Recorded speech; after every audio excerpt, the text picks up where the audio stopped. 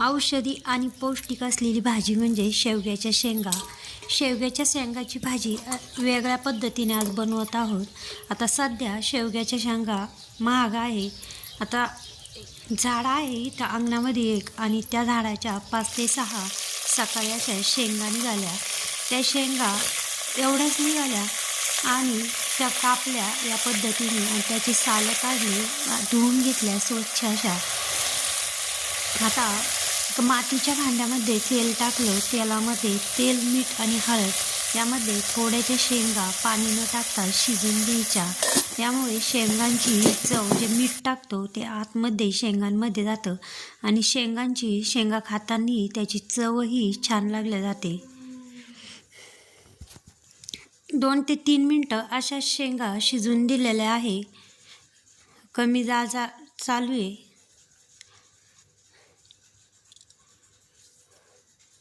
आता यामध्ये थोडंसं असं पाणी टाकायचं आहे शेंगा शिजण्यासाठी.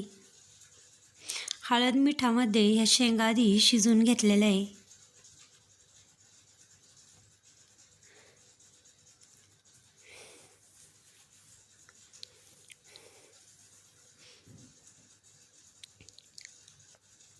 आता कांदा, टोमॅटो आणि थोडासा खोबऱ्याचा तुकडा असा भाजायला ठेवला.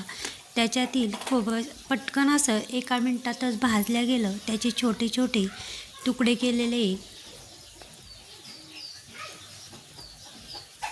यामुळे वाटायलाही सोपं जातं. आता टोमॅटोही कांदा भाजण्याच्या आधीच टोमॅटोही भाजून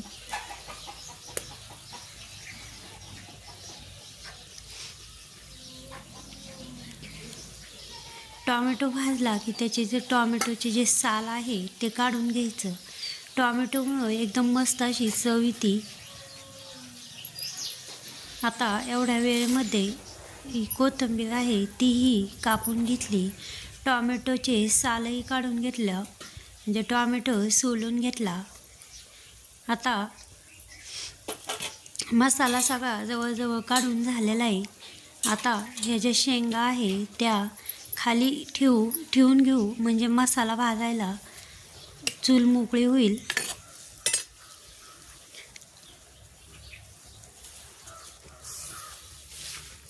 शेंगा मी त्या भांड्यातच ठेवलेल्या आहे. मसाला वाटत असताना पुन्हा शेंगा शिजायला ठेवू. आता थोडेसे शेंगदाणे घेतले, ते थोडे भाजून घेतले आणि त्यानंतर थोडंसं तेल टाकून शेंगदाणे तळून घेतलेले आहे.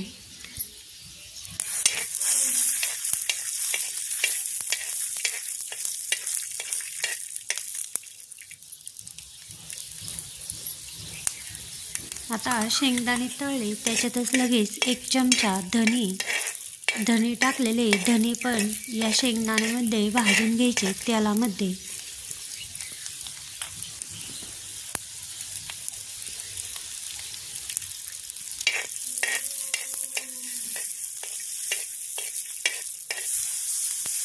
आता त्याच्यात जो भाजलेला टोमॅटो आहे शेंगदाणे आणि धण्यामध्ये भाजून घेतला, तोही तेल टाकून भाजून घेतलेला आहे.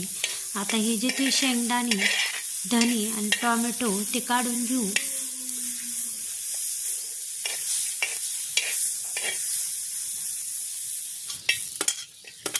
आता जे भाजून घेतलेलं खोबरं थोडंसं असं कापलं, त्यावेळेस थोडं कच्चं वाटलं, पुन्हा तेल टाकून भाजून घेत आहे.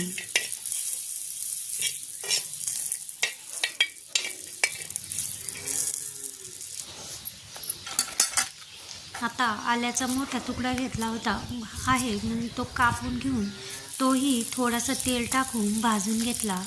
आता कांदेही भाजलेले आहे आणि जे कांदा काळा झालेला आहे त्याचं साल्ट काढून कांदाही तेलामध्ये पुन्हा थोडासा भाजून घेतलेला आहे. आता या आल्यामध्येच कांदाही टाकलाय. आता लसूण सोलून घेत आहे.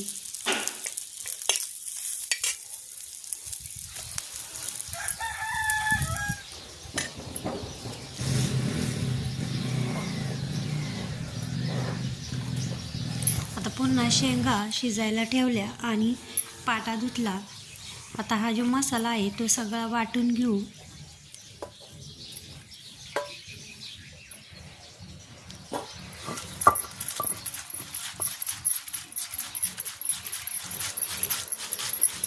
या पद्धतीने आधी पाणी न टाकता मसाला वाटलेला आहे.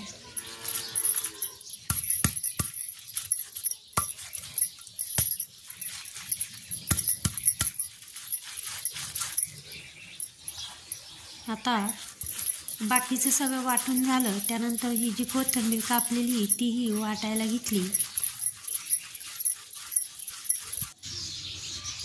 फोटो काढा. आता सगळा मसाला वाटून झालेला आहे.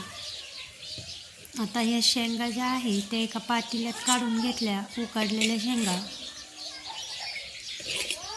ते मातीचं भांडं जे आहे ते पटकन असं तापलं जातं.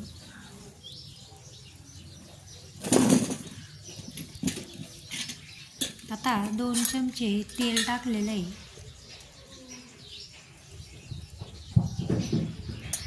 थोडीशी हळद, 1 चमचा लाल तिखट, कांदा लसूण मसाला 2 चमचे. आता हे सुके मसाले लगेच पटकन तळले जातात.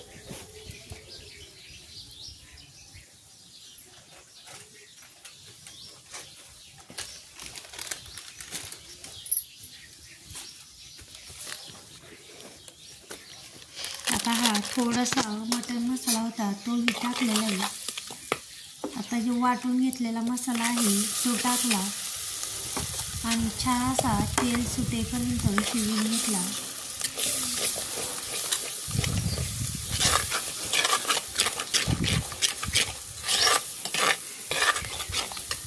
मसाल्याने तेल छान असं सोडलेलं आहे.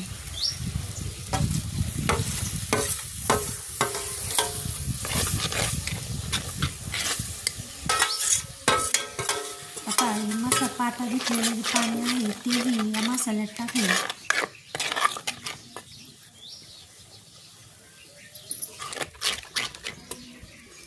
आता हे जे उकडलेले शेंगा आहे, मसाल्याने तेल सोडलं की ह्या उकडलेल्या शेंगा यामध्ये टाकायच्या. थोडंसं तेल कमी वाटलं म्हणून एकदम थोडंसं तेल टाकलेलं आहे.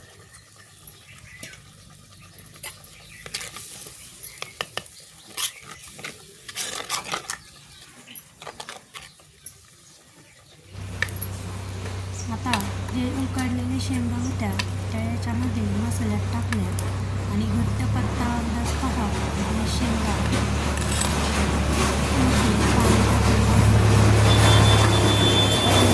पाणी टाकताना उकळून घेतलेलं पाणीच टाकलेलं. आता शेंगा शिजताना मीठ टाकलं, त्या अंदाजात घेऊन पुन्हा मीठ टाकलं.